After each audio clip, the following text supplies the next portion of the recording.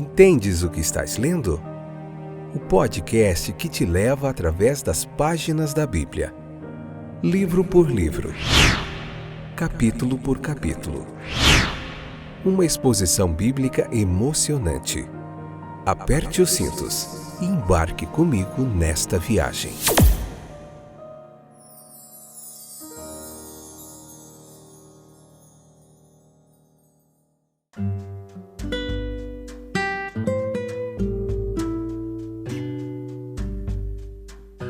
Olá, meus queridos companheiros de viagem através das páginas da Bíblia. Eu sou o Fábio e estou de volta para a gente meditar na preciosa, poderosa, maravilhosa Palavra de Deus. Hoje, Josué, capítulo 22, parte 3, episódio de número 930, 11ª temporada. Vamos falar sobre o mal-entendido desse capítulo.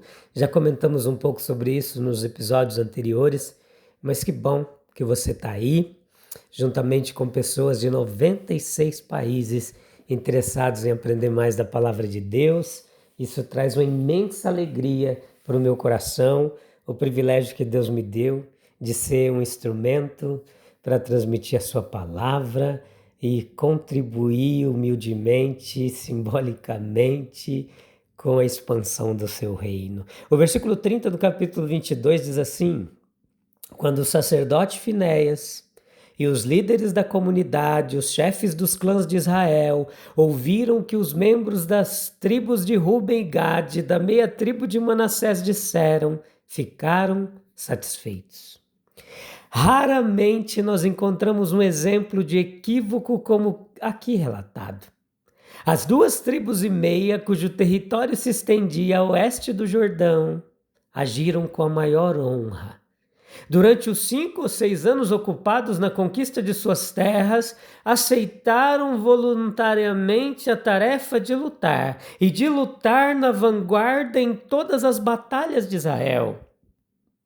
Ao concluírem sua missão, retornaram carregados de despojos, ricos na gratidão de seus irmãos e solenemente abençoados por Josué.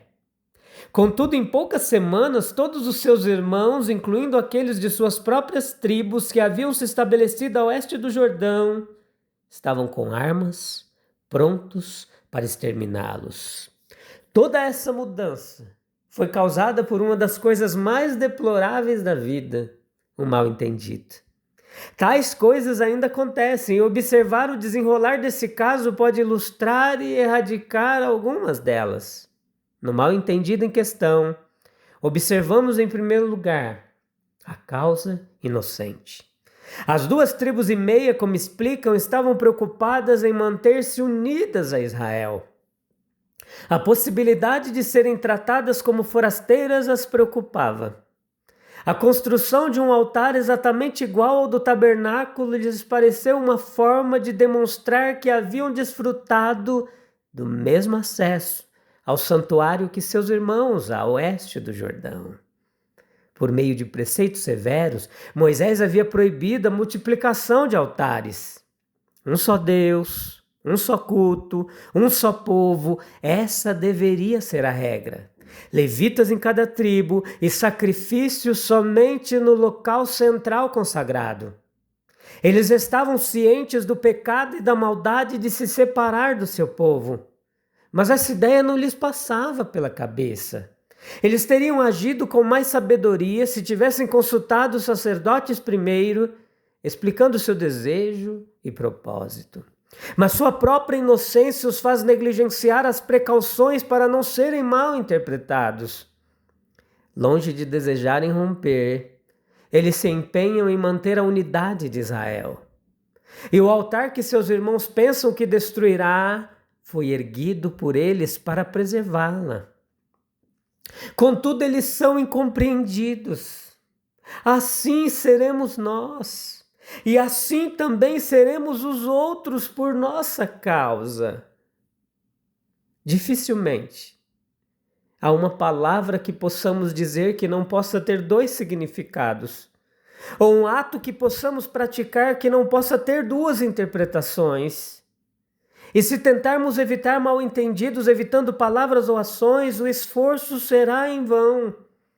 Ao mesmo tempo, o fato de uma grande proporção, digamos 75% dos mal-entendidos ter uma causa inocente, deve nos alertar para o que observamos a seguir, a saber, uma interpretação precisa.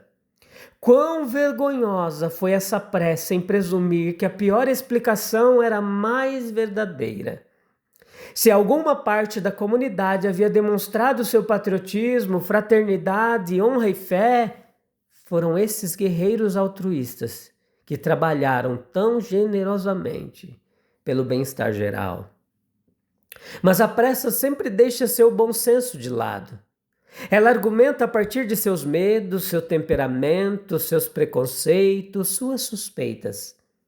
O julgamento, sendo algo lento, não chega a conclusões com rapidez suficiente para o seu propósito. E assim, aqui, imediatamente, é atribuída a esse ato a interpretação de que ele evidencia um propósito de rebeldia primeiro da religião e em seguida do povo de Israel. Israel não é a única comunidade propensa a interpretações precipitadas e severas.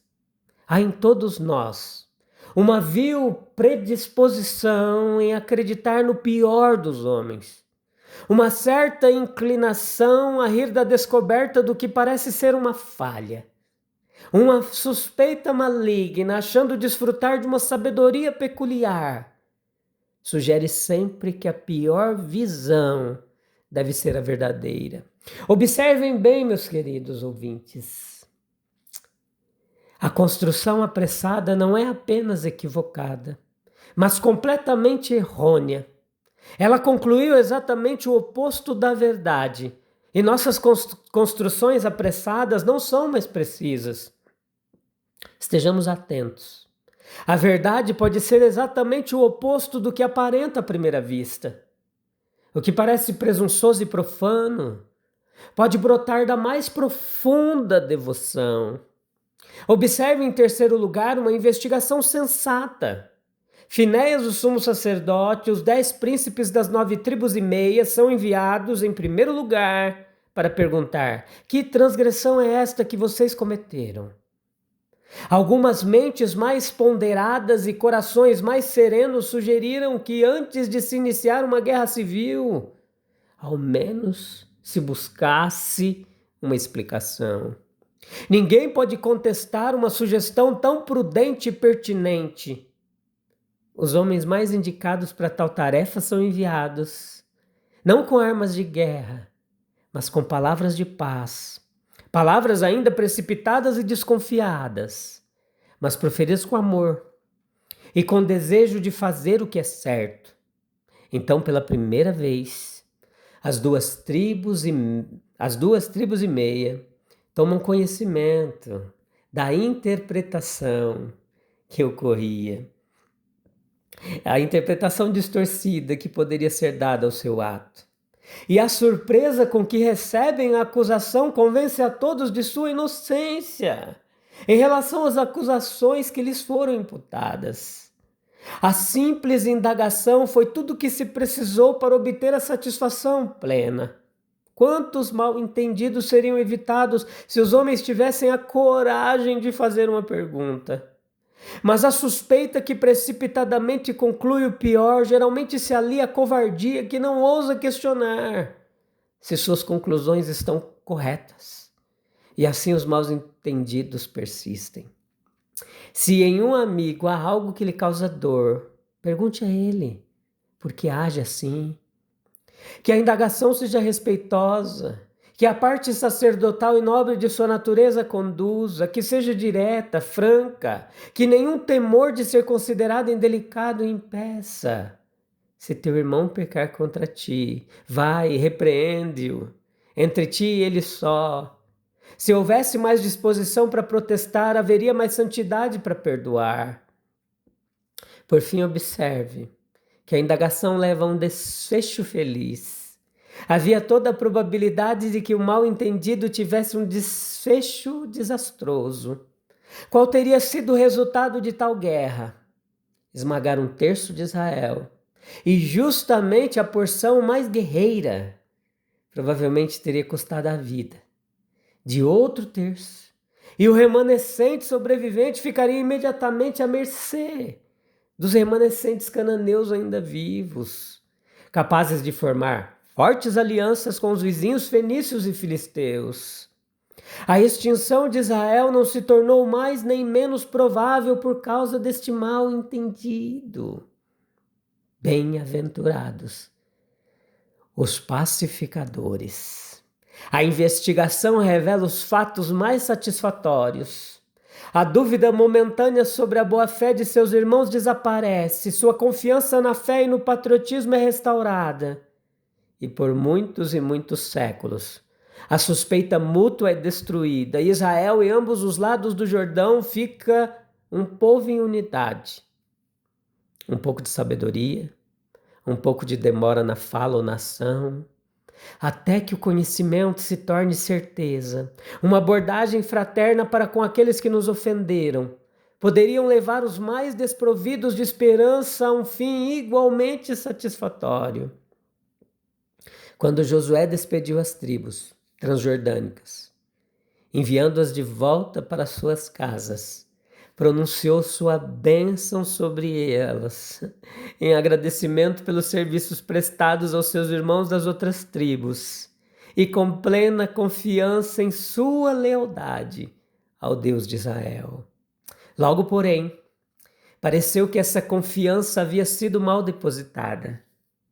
A construção de um grande altar em frente à terra de Canaã tinha uma aparência suspeita. Qual seria o seu propósito se não rivalizar com o altar de Siló e, portanto, constituir uma transgressão perversa do mandamento divino referente ao único lugar escolhido para sacrifícios? O desfecho provou que essa suspeita era infundada.